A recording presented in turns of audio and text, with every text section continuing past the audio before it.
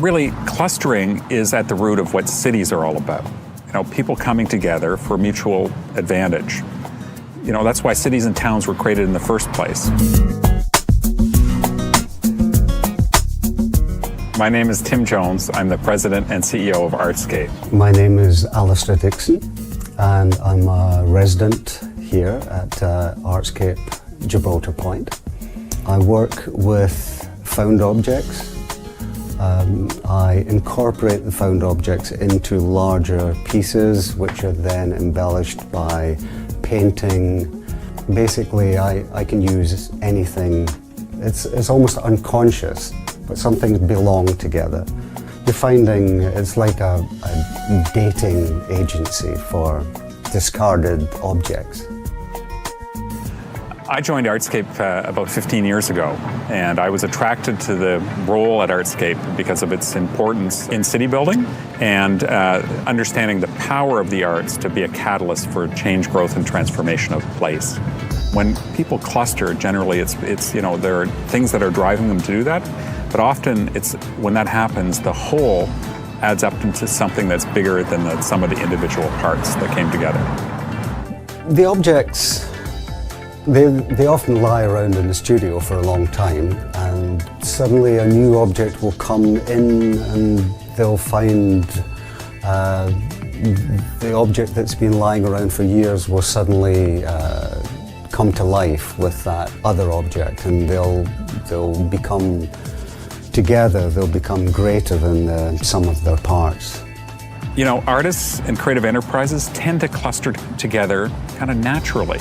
In places like West Queen West, where we're sitting today, in this area, almost 20% of the people who live in West Queen West today are employed in the creative and cultural sector. That's 3 times the citywide average, and it's an example of how artists have been drawn to this area.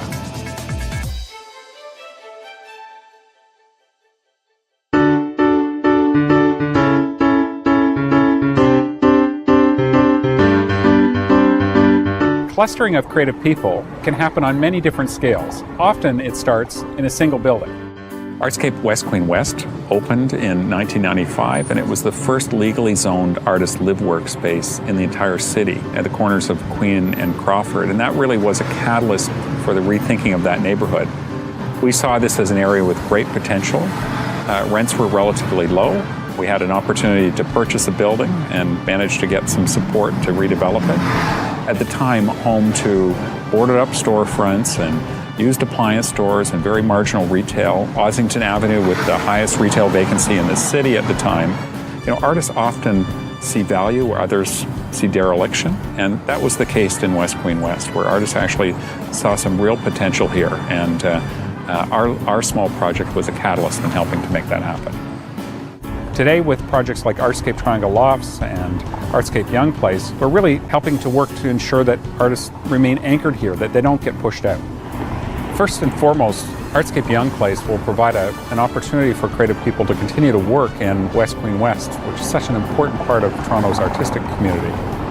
But well beyond that, it's a platform for them to connect with each other, and importantly, to build relationships with the local community.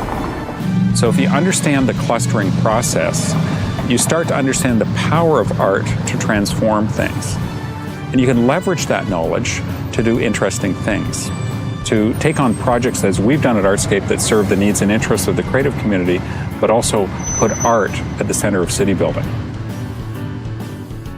Clustering is essentially, I think the word means bringing together of like things which are alike, as in a cluster of grapes. And I would say that Gibraltar Point is very much like that. It's the bringing together of like-minded creative people intent on expressing their creativity.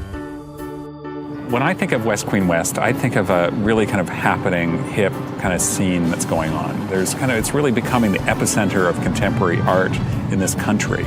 it's really, really incredibly vibrant.